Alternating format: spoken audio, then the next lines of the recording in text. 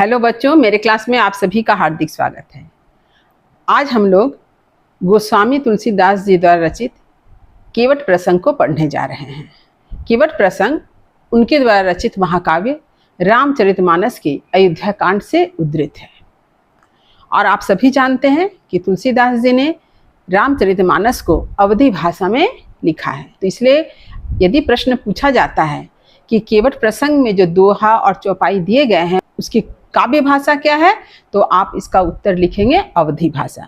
और यदि यह प्रश्न पूछा जाए कि उनके द्वारा रचित यानी तुलसीदास जी द्वारा रचित दोहावली की काव्य भाषा क्या है, तो आप लिखेंगे ब्रज भाषा, क्योंकि तुलसीदास जी ने अवधी भाषा और ब्रज भाषा दोनों में ही साहित्य सृजन किया है। तो आज केवट प्रसंग को आरंभ करने से पहले मैं आप लोगों को यह जानकारी देना चाहती हूँ कि क्लास 12 के 3rd सेमेस्टर से संबंधित बहुत से वीडियो मेरे चैनल पर अपलोड हो चुका है और उन सभी का लिंक आपको डिस्क्रिप्शन बॉक्स में मिल जाएगा।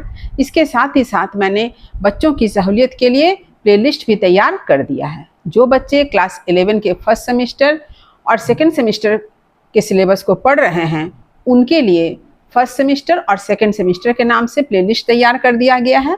और जो बच्चे क्लास 12 के 3rd सेमेस्टर में हिंदी फर्स्ट लैंग्वेज को पढ़ रहे हैं उनके लिए भी 3rd सेमेस्टर के नाम से प्लेलिस्ट तैयार कर दिया गया है। इसके साथ एक और महत्वपूर्ण बात कि केवट प्रसंग को मैं 2 भागों में पढ़ाऊंगी। इसके पीछे एक बहुत बड़ा कारण यह है कि मैंने इस पर एक वीडियो बनाया और उसे अपलोड करने की पूरी कोशिश की, लेकिन संयोग ऐसा था कि मैंने केवट प्रसंग को पूरे विस्तार के साथ पढ़ाया, जिसके चलते यह वीडियो जो है 30 मिनट का हो गया था और पता नहीं किस कारण से यह वीडियो चैनल पर अपलोड नहीं हो सका। इसलिए मुझे फिर से इस विषय को पढ़ाना पड़ रहा है। तो इस बार मैं केवट प्रसंग को 2 भागों में पढ़ाऊंगी ताकि मुझे फिर से इस तरह की दिक्कत का सामना ना करना पड़े, क्योंकि मेरे कारण बहुत सारे बच्चों को भी काफ़ी दिक्कतें आ रही है क्योंकि उनका विषय जो है कंप्लीट नहीं हो पा रहा है। तो मैं इसके लिए माफ़ी चाहती हूँ। तो चलिए आरंभ करती हूँ। तो केवट प्रसंग की जो प्रथम 8 पंक्ति है वह 8 पंक्ति है चौपाई। चौपाई एक छंद है जिसके बारे में मैं आप लोगों को स्क्रीन पर अच्छी तरह से लिख दूंगी कि चौपाई किसे कहते हैं। 9 से 12 तक की जो पंक्ति है वह है हरिगीतिका छंद। इसके बारे में भी आपको वहाँ पर स्क्रीन पे मैं लिखकर समझा दूंगी कि हरिगीतिका छंद क्या है। 13-14 पंक्ति सोठा छंद है। तो सोठा छंद जो है वह दोहा छंद के ठीक उल्टा होता है। तो दोहा छंद के बारे में तो आप लोगों को मैंने पहले ही जानकारी दी है, तो सोठा छंद किसे कहते हैं इसकी भी जानकारी आपको दे दी जाएगी। आज केवट प्रसंग के पार्ट 1 के अंतर्गत मैं प्रथम पंक्ति से लेकर 14 पंक्ति तक की व्याख्या को प्रस्तुत करूंगी और इस व्याख्या को प्रस्तुत करने के प्रसंग में कठिन शब्दों के अर्थ और उसका विशेष भी लिखवा दूंगी। चलिए आरंभ करती हूँ आज का यह विषय। तो सबसे पहले इसके प्रसंग को समझते हैं। प्रसंग जिसे मैं भूमिका के तौर पर या प्रस्तावना के तौर पर भी समझा रही हूँ। श्री रामचंद्र जी अपने पिता राजा दशरथ के द्वारा दिए गए वचन को पूरा करने के लिए यानी 14 वर्ष के वनवास के लिए अयोध्या से निकल पड़ते हैं।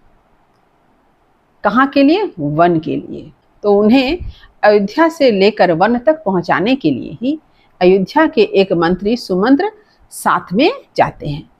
गंगा तट पर पहुंचकर श्री रामचंद्र जी मंत्री सुमंत्र को बहुत तरह से समझा बुझाकर अयोध्या के लिए रवाना करते हैं, यानी अयोध्या वापस भेजते हैं, क्योंकि वे रामचंद्र जी को छोड़कर जाना नहीं चाहते हैं। अब श्री रामचंद्र जी को गंगा पार करके वन के लिए जाना है। तो वे गंगा पार कैसे करेंगे? उसके लिए तो नाव चाहिए, और नाव कौन लेकर आएगा? केवट। तो श्री रामचंद्र जी केवट से आग्रह करते हैं कि केवट उन्हें गंगा पार कराए और उन्हें वन तक पहुंचाए। तो इसी प्रसंग में श्री रामचंद्र जी के साथ केवट की जो बातचीत है, उनका जो संवाद है, उसी को हम लोग आज यहाँ पर पढ़ेंगे।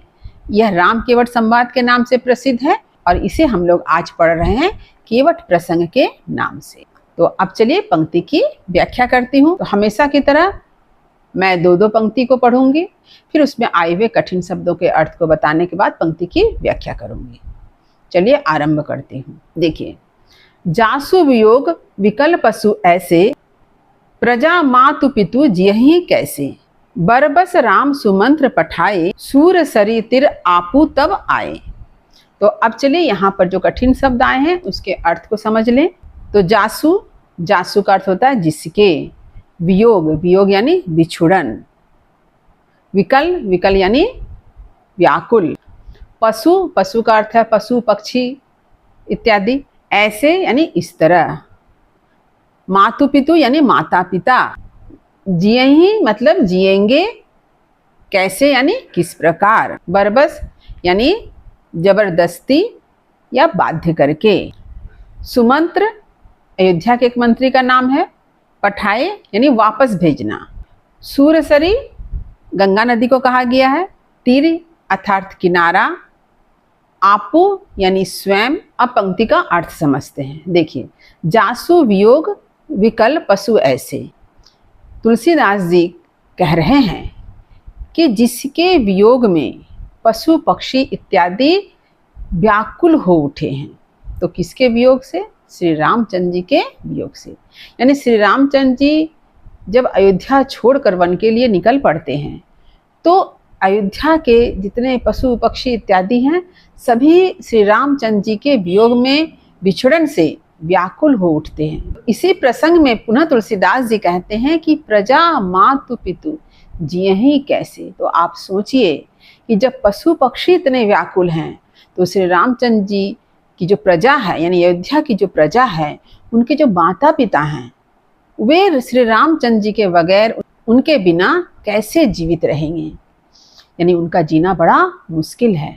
और आप सभी जानते हैं कि श्री रामचंद्र जी के वन चले जाने के बाद ही राजा दशरथ की मृत्यु भी हो गई थी। तो श्री रामचंद्र जी के वियोग में अयोध्या की पूरी प्रजा, उनके माता पिता, साथ ही पशु पक्षी विरह से व्याकुल हैं। बरबस राम सुमंत्र पठाए, मंत्री सुमंत्र श्री रामचंद्र जी को छोड़कर अयोध्या जाना नहीं चाहते हैं, परंतु श्री रामचंद्र जी उन्हें समझा बुझाकर, जोर देकर बाध्य करते हैं अयोध्या वापस लौटने के लिए। अर्थात वे जबरदस्ती सुमंत्र को अयोध्या वापस भेजते हैं। और इसके बाद सूर सरी तिर आपू तब आए, और मंत्री सुमंत्र को वापस अयोध्या भेजने के बाद श्री रामचंद्र जी गंगा नदी के तट पर आ खड़े होते हैं, क्योंकि उन्हें तो गंगा पार करना है, इसलिए वे गंगा नदी के किनारे आ खड़े होते हैं। अब आगे की दो पंक्ति देखिए। मांगी नाव न केवटू आना, कहे ही तुम्हार मरमू मैं जाना, चरण कमल रज कहूँ सब कही, मानुष करनी मुरी कछु अही। अब यहाँ पर जो कठिन शब्द आए हैं उसके अर्थ को देख लेते हैं। मांगी यानी मांग करना, मांगना। केवटू, केवटू कहा गया है केवट खेवैया को। कही मने कहना। तुम्हार यहाँ श्री रामचंद्र जी के लिए आया है। मर्मू यानी रहस्य, मर्म, भेद। रज यानी धूल। सबू यानी सभी। कही मतलब कहते हैं। मानुष यानी मनुष्य। करनी यानी करना या बनाना। मुरी, मुरी का अर्थ है जड़ी। कछु अहि मतलब कुछ है। अब चलिए पंक्ति की व्याख्या करते हैं। देखिए, गंगा नदी के तट पर खड़े होकर श्री रामचंद्र जी किससे मिलते हैं? केवट से मिलते हैं। तो यहाँ पर जो केवट का नाम आया है वह है केवट निषाद राज का। तो श्री रामचंद्र जी केवट से आग्रह करते हैं कि आप नाव लेकर आइए, कि वे अपने नाव के द्वारा उन्हें गंगा पार कराए। परंतु होता क्या है? मांगी नाव न केवटुआना। श्री रामचंद्र जी नाव की मांग तो करते हैं, परंतु केवट नाव लेकर नहीं आता है। कहे तुम्हार मरमू में जाना। तो इसके जवाब में केवट क्या कहता है कि मैं आपके रहस्य को जानता हूं, इसलिए मैं नाव लेकर नहीं आऊंगा। श्री रामचंद्र जी कह रहे हैं कि मेरे लिए नाव लेकर आओ, मुझे गंगा पार जाना है, परंतु केवट नाव लेकर नहीं आता है, बल्कि रामचंद्र जी से कहता है कि मैं नाव लेकर नहीं आऊंगा, क्योंकि मैं तो आपके रहस्य को जानता हूँ। चरण कमल रज कहूँ सबू कहिए। केवट का कहना है कि आपके जो चरण कमल के समान हैं, उनकी धूल के बारे में सब लोग कहते हैं। क्या कहते हैं? मानुष करनी मुरी कछु अही। क्या कहते हैं? कि आपके जो चरण धूल है वह एक ऐसी जड़ी है जो किसी भी चीज को मनुष्य बना देती है। कि आपके चरण धूल में एक शक्ति छिपी हुई है कि वह किसी भी चीज को क्या करती है? मनुष्य बना देती है। यानी आपके चरण धूल के स्पर्श से कोई भी चीज मनुष्य में परिणत हो जाता है। इसलिए मैं नाव लेकर नहीं आऊंगा, क्योंकि मुझे डर है कि कहीं ऐसा ना हो कि आपके चरण की धूल से मेरी नाव भी कहीं मनुष्य ना बन जाए। मुझे इस बात का भय है, इसलिए मैं नाव लेकर नहीं आऊंगा। इसके आगे केवट क्या कहते हैं, देखिए। छुअत सिला भई नारी सुहाई, पाहन तेना काट कठिनाई, तरन्यू मुनि घरनी हुई जाई, बाट परई मोरी नाव उड़ाई। अब यहाँ पर आए हुए कठिन शब्द के अर्थ को देख लेते हैं। छुअत, छुअत मतलब छूते ही, स्पर्श होते ही। सिला, सिला यानी पत्थर। भई मतलब बन गई। नारी यानी स्त्री। सुहाई मतलब सुंदर। पाहन यानी पत्थर। ते मने से। काठ का अर्थ है लकड़ी। कठिनाई मतलब कठोर। तरन्यू मतलब तरनी नाव। मुनि का अर्थ है ऋषि। घरिणी का अर्थ है पत्नी कहिए, गृहिणी कहिए। होई जाई माने हो जाएगी। बाट परई मतलब रास्ते में। मोरी मतलब मेरी। उड़ाई मतलब उड़ जाना, समाप्त हो जाना। अब पंक्ति का अर्थ देखते हैं। केवट को इस बात का भय है कि श्री रामचंद्र जी के चरण धूल में ऐसी शक्ति छिपी है कि वह जिस चीज को स्पर्श करेगी वह नारी बन जाएगी। इस बात से भयभीत होकर केवट तो नाव नहीं लाता है, तो वह श्री रामचंद्र जी से क्या कहता है कि छुअत सिला भई नारी सुहाई, कि आपके जो चरण धूल है उसकी शक्ति के बारे में मैं आपको बताता हूं कि आपके चरणों के धूल के स्पर्श से क्या हुआ था। छुअत सिला भई नारी सुहाई, एक शिला, एक पत्थर एक सुंदर नारी के रूप में परिणत हो गई। यानी एक पत्थर सुंदर नारी बन गई। पाहन तेना काट कठिनाई, लेकिन मेरी नाव तो काठ की है, लकड़ी की है, ये तो पत्थर नहीं है। पत्थर तो कठोर है, लेकिन ये तो पत्थर से भी कमजोर है, ये पत्थर से कठोर नहीं है। मुझे तो भय लग रहा है कि आप जैसे ही मेरे नाव पर चढ़ेंगे, आपके चरण धूल से मेरी लकड़ी की नाव कहीं स्त्री ना बन जाए। तरन्यू मुनि घरनी हुई जाई, यदि मेरी नाव जो लकड़ी की बनी हुई है वह अगर स्त्री बन गई तो क्या होगा? यह तो किसी मुनि की घरनी यानी स्त्री बन जाएगी। बाट परई मोरी नाव उड़ाई, और इस तरह से क्या होगा? रास्ते में ही मेरी नाव जो है समाप्त हो जाएगी, गायब हो जाएगी, उड़ जाएगी। यानी मेरी रोजी रोटी का जो काम है वह समाप्त हो जाएगा, खत्म हो जाएगा। मैं इसी नाव की कमाई से अपना घर बार चलाता हूँ, यही तो मेरे रोजगार का साधन है। यहाँ पर केवट जो है अहिल्या के बारे में बता रहा है कि अहिल्या गौतम ऋषि की पत्नी थी। उसे गौतम ऋषि ने अभिशाप दिया था कि वह पत्थर की हो जाए, परंतु बाद में गौतम ऋषि ने कहा था कि यदि किसी दिन श्री रामचंद्र जी के चरण रज उस पत्थर को छू दे तो उस दिन अहिल्या की मुक्ति हो जाएगी। और एक दिन ऐसा ही होता है कि श्री रामचंद्र जी के चरण धूल के स्पर्श से वह शिला नारी में परिणत हो जाती है, यानी उस दिन अहिल्या को मुक्ति मिल जाती है।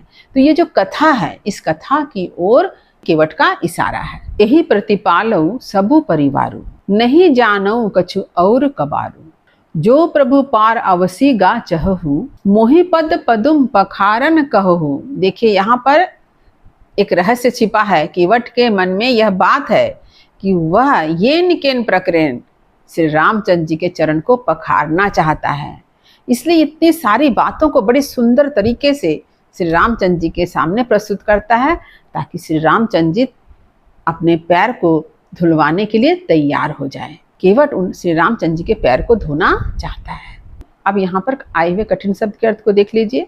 यही मतलब यही, प्रतिपालो मतलब पालन पोषण, सबु यानी सभी, परिवारु मतलब परिवार का, जानऊ मतलब जानना, कछु मने कुछ, और मतलब और, अन्य, कबारू यानी काम, जौ प्रभु यानी यदि प्रभु, जौ मतलब यदि, प्रभु का अर्थ है श्री राम, अवश्य यानी अवश्य, निश्चय ही, गा मतलब जाना, चहु मतलब चाहते हैं, मोही मतलब मुझे, पद यानी पैर, पदुम यानी कमल, पखारन यानी पखारना, धोना, कहूँ मतलब कहें या आज्ञा दे।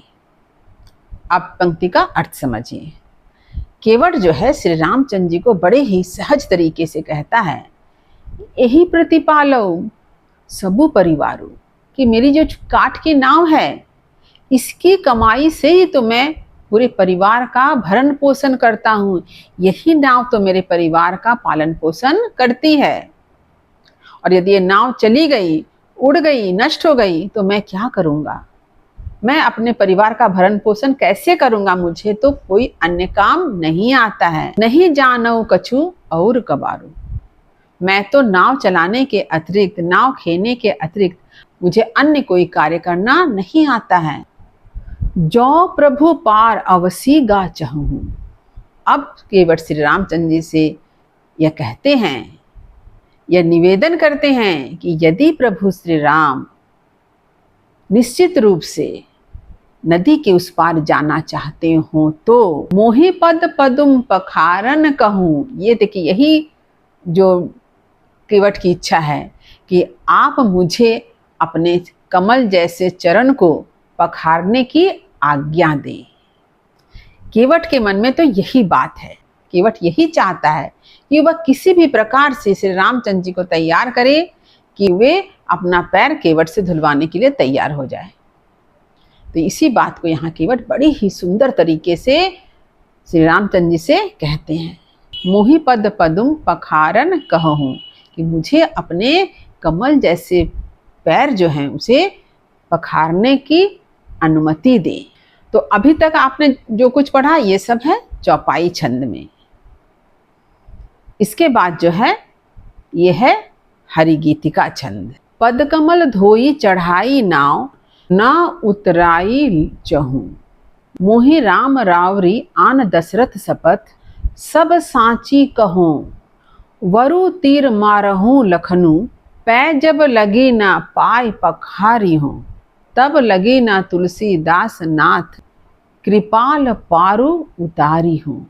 तो यहाँ पर जो कठिन शब्द आए हैं उनके अर्थ को समझ लेते हैं। देखिए, पद, पद यानी पैर, धोई मतलब धोकर, चढ़ाई यानी चढ़ाना, नाथ अर्थात स्वामी प्रभु, उतराई, उतराई का अर्थ होता है किराया, चहो मतलब चाहूंगा, मोही मतलब मुझे, राम रावरी यानी राम की दुहाई है, शपथ यानी सौगंध, साची कहूँ यानी सच सच कहूँगा, वरु यानी यदि, मारहूँ यानी मारेंगे, जब लगी यानी जब तक, पाय मतलब पैर, पखारी हो मतलब धोना पखारना, तब लगी यानी तब तक, कृपाल यानी कृपालु, पारु यानी पार, उतारी हो मतलब उतारना। अब चलिए पंक्ति का अर्थ समझते हैं। केवट यहाँ पर श्री रामचंद्र जी से क्या कह रहे हैं, देखिए, पद कमल धोई चढ़ाई नाव।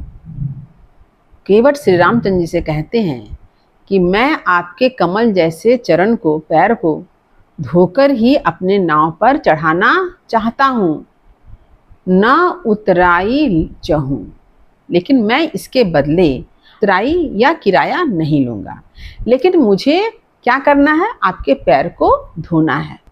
मोहि राम यानी मेरे राम, रावरी आन दशरथ शपथ, मेरे राम, मैं आपकी दुहाई और राजा दशरथ की शपथ लेकर कहता हूँ। क्या कहता हूँ? सब साची कहूँ। मैं आपसे सच सच कहता हूँ कि मैं आपसे कोई किराया यानी उतराई नहीं लूँगा, लेकिन इसके बदले मैं आपके चरण को धो देना चाहता हूँ, आपके चरण को पखारना चाहता हूँ। वरु तीर मारहूँ लखनऊ। अब देखिए, लक्ष्मण जी तो क्रोधित स्वभाव के हैं, इसलिए केवट इस बात को कहता है कि हो सकता है कि लक्ष्मण जी क्रोध में आ जाए और मुझ पर तीर चला दे। तो इसलिए यहाँ पर केवट कह रहे, भले ही लक्ष्मण अपने तीर से मुझे घायल कर दे, मार दे, पै जब लगी ना पांव पखारी हूँ। मैं आपके चरण को धोए बिना, आपके चरण को पखारे बिना आपको नाव पर चढ़ने नहीं दूंगा। तब लगी न तुलसीदास नाथ, कृपाल पारु उतारी हूँ। केवट इस बात को कहता है कि बिना आपके चरण को धोए हुए हे तुलसीदास जी के नाथ यानी श्री रामचंद्र जी, मैं आपको गंगा नदी के उस पार नहीं ले जाऊंगा। जब मैं आपके पांव को धोऊंगा, आपके पैरों को पखार लूंगा, तभी हे कृपालु कृपा निधान मैं आपको गंगा के पार ले जाऊंगा, अन्यथा मैं आपको गंगा के पार नहीं ले जाऊंगा।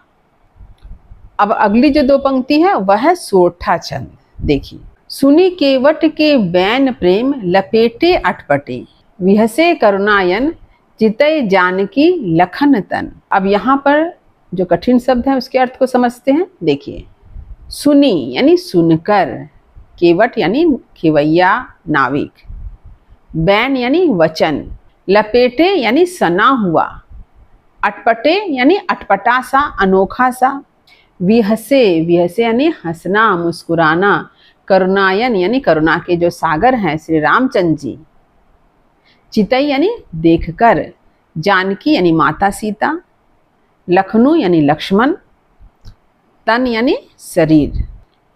सुनी केवट के बैन प्रेम लपेटे अटपटे। केवट के प्रेम से सने हुए, प्रेम से लपेटे हुए अटपटे वचन को सुन करके श्री रामचंद्र जी हंस पड़ते हैं, मुस्कुरा पड़ते हैं। बेहसे करुणायन चितई जानकी लखनऊ तन। तो श्री रामचंद्र जी माता जानकी और लक्ष्मण की ओर देखते हैं और देखकर क्या करते हैं? मुस्कुरा उठते हैं। तो केवट की बातों को सुनकर श्री रामचंद्र जी को हंसी आती है। केवट के सहजता, उसके भोलेपन पर श्री रामचंद्र जी मुस्कुरा पड़ते हैं। उसके मन की जो भक्ति भावना है, इस बात को श्री रामचंद्र जी महसूस करते हैं। श्री रामचंद्र जी हर्षित हो जाते हैं, मुस्कुरा उठते हैं। तो आज पार्ट 1 के वीडियो में बस इतना ही। अब इसके विशेष की बारी। आपको स्क्रीन पर विशेष एक एक पॉइंट करके लिखा हुआ मिल जाएगा। तो उम्मीद करती हूँ कि विषय को आपने अच्छी तरह से समझ लिया होगा। यदि कहीं कुछ समझने में दिक्कत हुई हो तो कमेंट जरूर करें। वीडियो को लाइक करें और सभी पढ़ने वाले विद्यार्थियों में शेयर करना ना भूलें। और जो बच्चे मेरे चैनल पर नए हैं वे चैनल को सब्सक्राइब जरूर कर लें, ताकि हर नए वीडियो का नोटिफिकेशन आपको समय समय पर मिल सके। तब तक पढ़ते रहिए, जीवन में आगे बढ़ते रहिए। मेरी शुभकामनाएं आप सभी बच्चों के साथ है। धन्यवाद।